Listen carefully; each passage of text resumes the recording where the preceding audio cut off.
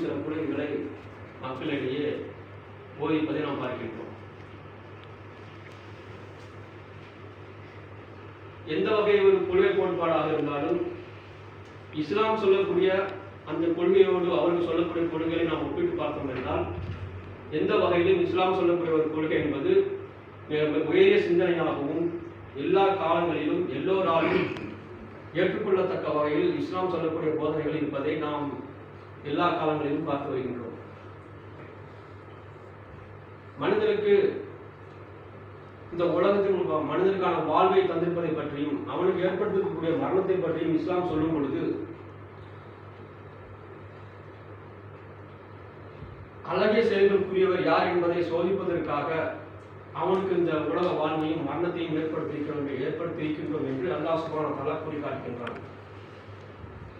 அல்லதீ ஹலக்கல் மௌத்த வல் ஹயாத்த லியப்லுவக்கும் அய்யுக்கும் அஹ்ஸனு அமலா என்று அல்லாஹ் சொல்கிறான்.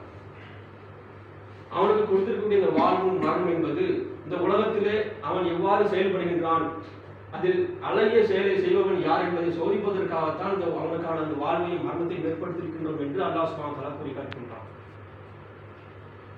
ஆக நாம் உலகத்தில் வாழும் பொழுது நாம் ஒரு எந்த நிலையில் இருந்தாலும் அது நமக்கு ஒரு அந்த நிலையில் இருக்கும் பொழுது நமக்கு சோதனைகள் அல்லாஹ்வால் கொடுக்கப்படும் என்பதை நாம் ஒவ்வொரு கணமும் நாம் அதை நன்கு உணர்ந்திருக்க வேண்டும்.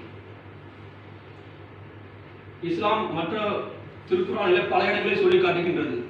ஒருவருக்கு செல்வத்தை குறைத்தும் இன்னும் அவர்கள் நேசிக்கும் அவர்களுக்கு பொருளாதாரத்தில் இழப்பை ஏற்படுத்தியும் இன்னும் அவர்களுக்கு பயத்தை கொடுத்தும் பசியை கொடுத்தும் நாம் சோதிப்போம். இது போன்ற சோதனைகளின் போது யார் பொறுமையோடு இருக்கின்றார்களோ அவர்களுக்கு நற்செய்தி இருக்கின்றது என்று இஸ்லாம் அந்த சோதனைகளை எவ்வாறு சமாளிக்க வேண்டும் என்பதை பற்றியும் நமக்கு அதற்கான அறிவுரைகளையும் இஸ்லாம் நமக்கு தெளிவாகவே எடுத்து வைத்திருக்கின்றது. ஏனென்றால் இந்த உலகத்தில் மனிதனுடைய இயல்பு என்னவென்றால் அவனுக்கு ஒரு 1000 ரூபாய் இருக்கின்றது என்றால் அவனுடைய உள்ளம் நிச்சயமாக அதுக்கு மேலாகத்தான் எதிர்பார்க்கும். ஏன்னா மனிதனுடைய இயல்பு அப்படித்தான், அவன் அவ்வாறு தான் படைக்கப்பட்டிருக்கின்றான். வரை இருக்கும் என்று நபிகள் நாயகம் ஸல்லல்லாஹு அலைஹி வஸல்லம் அவர்கள் தெளிவாகவே எடுத்துரைத்தார்கள். ஒருவருக்கு தங்கத்தில் ஒரு ஓடை நிறைய தங்கம் ஓடினாலும் அவர் இன்னொரு அது போன்ற ஒரு ஓடை இருக்க வேண்டாமா, நமக்கு இருந்தால் நல்லா இருக்கும் என்றுதான் அவருடைய உள்ளம் எண்ணும். இந்த ஆசை எதுவரை இருக்கும் என்றால் அவர் மரணிக்கின்ற வரை அவர் அவருடைய வாய் மண்ணை அடையும் வரை இருக்கும் என்று நபிகள் நாயகம் ஸல்லல்லாஹு அலைஹி வஸல்லம் அவர்கள் அவருடைய ஆசை என்பது மரணம் வரை இருக்கும். ஒரு மனிதனுக்கான பொருளாதார ஆசை என்பது மரணம் வரை இருக்கும் என்று இஸ்லாம் தெளிவாகவே எடுத்து வைத்திருக்கின்றது. ஆனால் அதே வேளை எவ்வளவு ஆசை இருந்தாலும் இல்லாமல் இருந்தாலும் அதுவும் அவருக்கான ஒரு சோதனை என்று இஸ்லாம் சொல்லி காட்டுகின்றது. இன்னும் ஒரு விதத்தில் அவன் பொருளாதாரம் கொடுக்கப்பட்ட நிலையில் அவன் எவ்வாறு செயல்படுகின்றான் என்பதை சோதிப்பதற்காக வேண்டி அது அவனுக்கு கொடுக்கப்பட்டதாக அல்லாஹ் சுப்ஹானஹு வ தஆலா நமக்கு கூறி காட்டுகின்றான். நமக்கு கொடுக்கப்பட்டிருக்கக்கூடிய செல்வம் அல்லது நம்முடைய ஏழ்மைத்தன்மை என்பதெல்லாம் நமக்கு இந்த உலகத்திலே அல்லாஹ் கொடுத்திருக்கக்கூடிய ஒரு சோதனை. அந்தந்த நிலையில் நாம் எவ்வாறு செயல்படுகின்றோம் என்பதை நாம் மார்க்கம் சொல்லக்கூடிய வழிமுறையை அதை செயல்படுத்தி அதை நம்முடைய மறுமை வாழ்வுக்கான வெற்றிக்காக அதை நாம் பயன்படுத்திக் கொள்ள வேண்டும். இன்று நாம் உலகத்தில் பார்க்கின்றோம், ஒருவருக்கு செல்வம் அதிகமாக கொடுக்கப்பட்டிருக்கின்றால் அது தன்னால் தான் தனக்கு வந்து பார்க்கின்றோம். அவனுடைய அறிவால், அவனுடைய கல்வி திறமையால், அவனுடைய உழைப்பால், அவனுடைய உடல் தரகாட்டத்தினால் அவன் தான் சம்பாதித்தோம் என்று எண்ணக்கூடியவர்களும் இந்த உலகத்தில் இருக்கின்றார்கள்.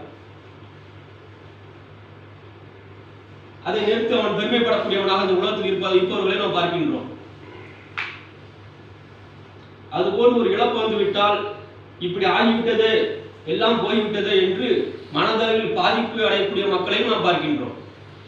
இது போன்ற நிலைகள் எல்லாம் இஸ்லாமிய மார்க்கம் நமக்கு தெளிவாக எடுத்து வைக்கின்றது. இப்போது இது போன்ற நிலைகளை உலகத்தில் நீங்கள் சந்திப்பீர்கள்.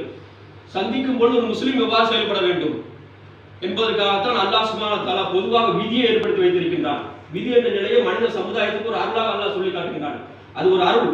விதியை நாம் நம்பினோம் என்றால் மறுமையில் ஒரு வாழ்க்கை இருக்கின்றது. எல்லாம் விதியின்படிதான் நடைபெறும். ஒரு அருளாகவும் இந்த உலகத்தில் நாம் நிலைப்படுத்தி அடுத்த கட்டத்தை அடைந்து செல்வதற்கான ஒரு நிலையாகவும் விதி என்ற கோட்பாடு இஸ்லாத்தினுடைய கோட்பாடு இருக்கின்றது. அல்லாஹ் திருமலை அழகாக சொல்லி காட்டுகின்றார்.